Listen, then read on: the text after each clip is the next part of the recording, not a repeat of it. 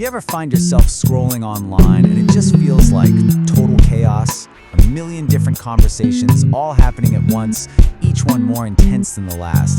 Well, what if there's actually a pattern in all that noise? What if all these separate arguments about money, sex, and power are really just different pieces of the same giant human puzzle?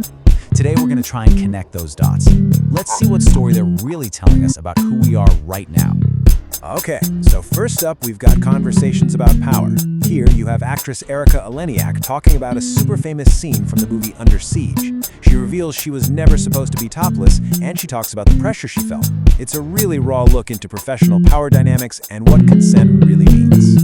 Then, we zoom out from power in a specific situation to power in society as a whole. And this is a big one, the endless debate about success and class. Here you have Dr. Mike Israetel making this really controversial claim that there's a link between certain personality traits and how much money you have. The idea that maybe, just maybe, some people are wired different. And then you get something like this. A conversation about status, but with a look at the secret, unwritten rules of the game. This little piece of advice came from a high-end companion, and it kind of pulls back the curtain on a hidden world.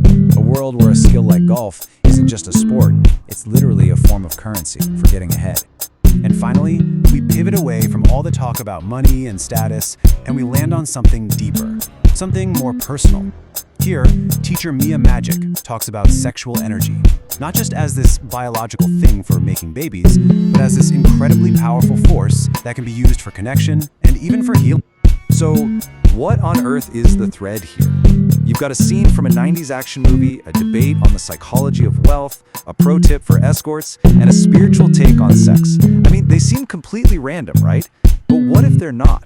What if they're all happening in the exact same place for a very specific reason? Well, that place is our new public square.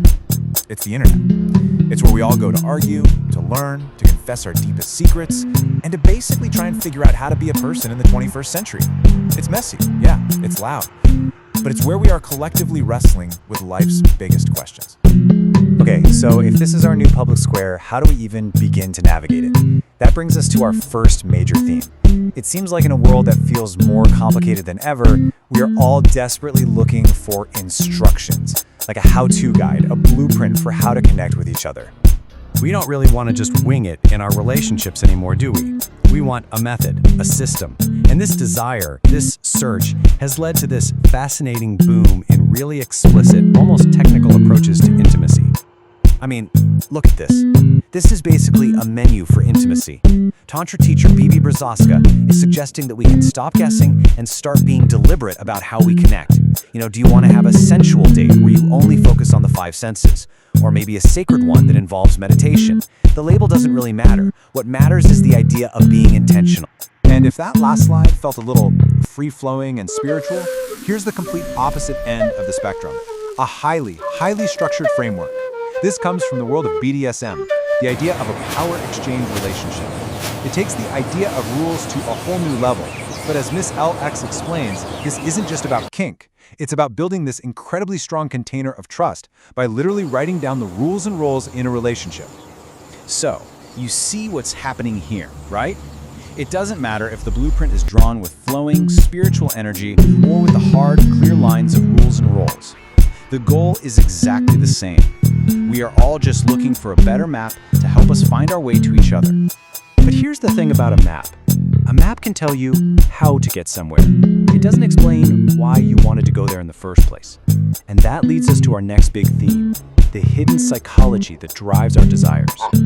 Okay, now this is a term that's been popping up everywhere online, the Madonna whore complex. And before we even get into the textbook definition, the basic idea is that there's this deep, often unconscious split in how some men view women, and it creates this massive internal conflict. And this visual just nails it. On one side, you have the Madonna, the pure, nurturing partner you respect, the one you build a life with. And on the other side, you have the whore, the primal, uninhibited object of raw sexual desire. The psychological problem, the complex, happens when a man feels like he can't possibly have both of those things in the same person. And the real world's consequences of this can be absolutely devastating. A man might genuinely love his partner, his Madonna, but feel like he can't bring his wild, primal side to her because he's afraid it would somehow taint her pure image in his mind. And this can lead to this quiet resentment, a slow fade of attraction, and in some cases, it's the unspoken reason that leads to cheating. So that internal conflict shows just how deep our ideas about worth can be programmed into us. But how do we measure that worth out in the open? Let's zoom out from the individual psyche and look at the currency of society itself. All right, now this is the kind of statement that just sets the internet on fire, right? Dr. Israel is arguing that there are measurable psychological differences, on average, between rich and poor people. He specifically points to conscientiousness, being organized, goal-driven, and disciplined. But, and this is a huge but, the exact same conversation admits this isn't the full picture. Not even close. Social factors and your environment play a massive role. I mean, if you're a single mom working 2 jobs just to survive, you literally don't have the mental bandwidth to think long-term in the same way. So it leaves you with that classic chicken or egg question. Does the personality create the wealth, or does the circumstance of poverty make it almost impossible to develop that personality in the first place?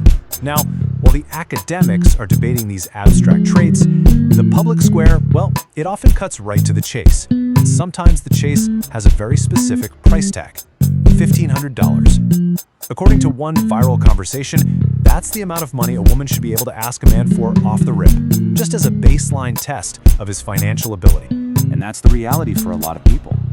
Success isn't about being conscientious. It's about having assets. It's about providing security. It's about meeting very clear, tangible financial expectations. And right there, that's where the abstract theory of success crashes head-on into the raw economics of modern dating. Okay, so we've got blueprints for love, hidden psychological scripts, the cold hard currency of success. We've seen all the different pieces, so now let's pull it all together. What is the one common human quest that's driving every single one of these conversations? When you really boil it all down, 4 fundamental drives just keep showing up. We have a drive for technique. We're looking for a better how-to for life. We have a drive for understanding. We want to know the why behind what we do. We have a drive for status. We need a way to measure our value. But why? Because every single one of those is just a different road leading to the same destination, the fundamental drive for connection. And that's really the heart of it. That online chaos we feel, it isn't really chaos at all. It's a chorus. Every viral clip, every heated debate, every vulnerable confession. It's not random noise. It is the sound of millions of us all at once trying to solve the same human puzzles, largely because the old rulebooks and institutions that used to guide us are disappearing. This digital square is unbelievably powerful, and it's shaping how we see ourselves and each other every single day. So the question isn't just, what's everyone talking about? The real question is for us. In this giant, messy, important new public square, what's the conversation that's most worth starting next?